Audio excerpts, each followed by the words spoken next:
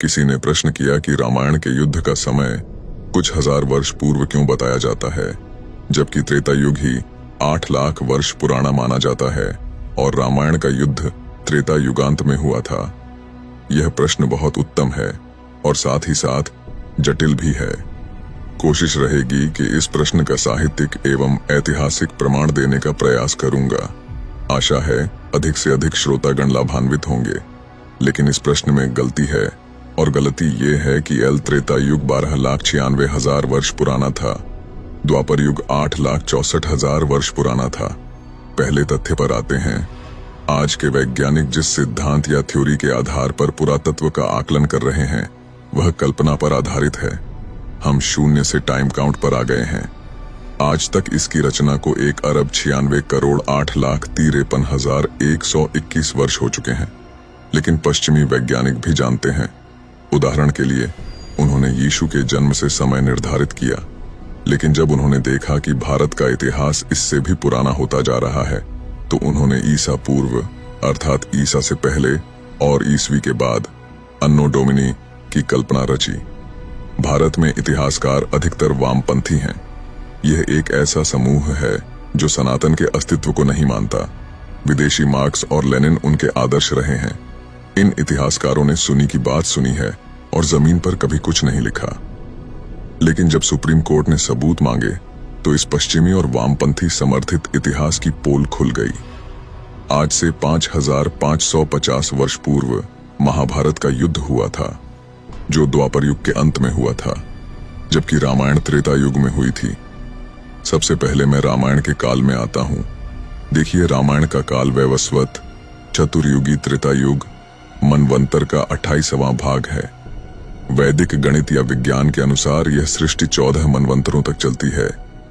प्रत्येक मनवंतर में 71 चतुर्युगी होते हैं। एक चतुर्युगी में 4 युग होते हैं: सतयुग, त्रेता, द्वापर और कलियुग। अब तक 6 मनवंतर बीत चुके हैं। 7वां वैवस्वत मनवंतर चल रहा है। सतयुग 17,28,000 वर्ष का होता है। इसी प्रकार त्रेता युग 12,96,000 वर्ष का, द्वापर युग 8,64,000 वर्ष का और कलियुग 4,32,000 वर्ष का होता है। इस समय 28 चतुर्युगी कलियुग चल रहा है, अर्थात श्री राम के जन्म और हमारे समय के बीच द्वापर युग है, जो कि 8,64,000 वर्ष से भी अधिक पुराना है। अब आगे आओ। कलियुग के लगभग 5,200 वर्ष बीत चुके हैं। ऐसा मानना था महान गणितज्ञ और ज्योतिषी वराहमिहि जी का। उसके अनुसार असंवथासु मनुष्य शासति पृथ्वी युधियन नृपतो षड्द्विक पंचद्वियुत शक्लस्य राजश्च।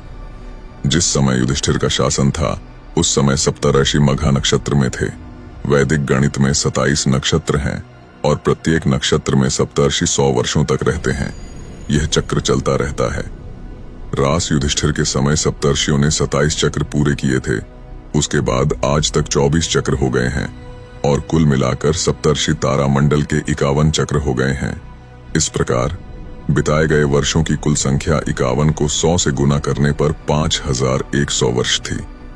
राजा युधिष्ठिर ने लगभग 38 वर्षों तक शासन किया और उसके कुछ समय बाद कलियुग प्रारंभ हो गया। तो मान लीजिए कि कलियुग के कुल 5,155 वर्ष बीत गए। इस प्रकार कलियुग से द्वापर युग तक कुल 8,64,000 और 5,155 का जोड़ होता है, अर्थात 8,69,155 वर्ष है। श्री राम का जन्म त्रेता युग के अंत में हुआ था। इस प्रकार श्री राम और रामायण का काल कम से कम 9 लाख वर्ष के आसपास आता है। अब आइए तथ्यों पर आते हैं। महर्षि वाल्मीकि रामायण सुंदरकांड सर्ग 5 श्लोक 12 में लिखते हैं, वाराणैश्च चतुर्दंतये श्वेत भ्रणिचयोपमे भूषितम रसद्वारम मंतैश्च मृग पक्षिभिः। यानी कि जब हनुमान जी वन में श्री राम और लक्ष्मण के पास जाते हैं, तो उन्हें सफेद रंग का 4 दांत वाला हाथी दिखाई देता है। हाथियों के ये जीवाश्म वर्ष 1870 में पाए गए थे। कार्बन डेटिंग विधि से इनका जीवन काल लगभग 10 लाख से 5 मिलियन है। वैज्ञानिक भाषा में इस हाथी का नाम गोमफोथेर रखा गया। इसके साथ ही रामायण के लगभग 10 लाख वर्ष पूर्व घटित होने के वैज्ञानिक प्रमाण भी उपलब्ध हैं। अब किसी अन्य विद्वानों द्वारा की गई कोशिश की बात करते हैं। महाकाव्य रामायण में भगवान राम के जीवन काल के दौरान घटी खगोलीय घटनाओं के कई संदर्भ हैं।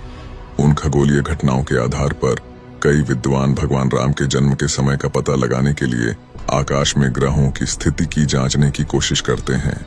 ऐसी गणनाओं के लिए ऐसे सॉफ्टवेयर की आवश्यकता होती है जो 10 लाख सौर वर्ष या अतीत में लगभग 1 मिलियन सौर वर्ष तक की खगोलीय गणनाएं कर सके। इस संदर्भ में पुष्कर भटनागर ने भगवान राम का जन्म समय बताने के लिए कुछ काम किया है। उसके अनुसार एक शक्तिशाली तारामंडल सॉफ्टवेयर का उपयोग करके मैंने पाया कि भगवान राम की जन्म तिथि के लिए रामायण में वर्णित ग्रहों की स्थिति ऐसी होनी चाहिए। अपने सिद्धांत को सिद्ध करने के लिए पुष्कर भटनागर ने एक कलयुग की अवधि 1200 सौर वर्ष मानी है। विभिन्न युगों के लिए उपरोक्त समय अवधि पर विचार करने के बाद, जो पहले से ही विभिन्न पुराणों के विरुद्ध है, पुष्कर भटनागर आगे मानते हैं कि भगवान राम की जन्म तिथि 5114 ईसा पूर्व तय करने के लिए एक महायुग 12,000 सौर वर्ष के बजाय 10,000 सौर वर्ष लंबा होना चाहिए था। लेकिन पुष्कर भटनागर यह नहीं समझाते कि यदि कलियुग केवल 1200 या 1000 सौर वर्षों तक फैला है तो हम सभी को सत्ययुग में होना चाहिए था। वैदिक ज्ञान के अनुसार सभी युग चक्रीय हैं और यह सर्वविदित है कि सभी ग्रहों की स्थिति चक्रीय होती है और सूर्य और चंद्र ग्रहण सहित समान पैटर्न में दोहराई जाती है। भगवान राम के जन्म के समय का पता लगाने के लिए किसी को 10 लाख सौर वर्ष पहले का इतिहास देखना होगा। पुष्कर भटनागर के अनुसार उनका सॉफ्टवेयर 99,999 ईसा पूर्व अतीत को देखने में सक्षम था, जो आवश्यक समय अवधि का केवल 10% है। ऐसे किसी भी अध्ययन में पिछले 1 मिलियन सौर वर्षों के दौरान समान खगोलीय घटनाओं के सभी उदाहरणों पर विचार किया जाना चाहिए। पुष्कर भटनागर की खोजबीन को पढ़ने के बाद यही अनुमान लगाया जाता है कि जब तक हमारे पास कोई ठोस ऐतिहासिक और खगोलीय प्रमाण नहीं है, तब तक यह कहना अधिक उचित और सटीक होगा कि भगवान राम का जन्म आज से बहुत पहले 8,69,114 सौर वर्ष पहले हुआ था और हिंदू कैलेंडर के अनुसार यह चैत्र शुक्ल पक्ष की नवमी थी।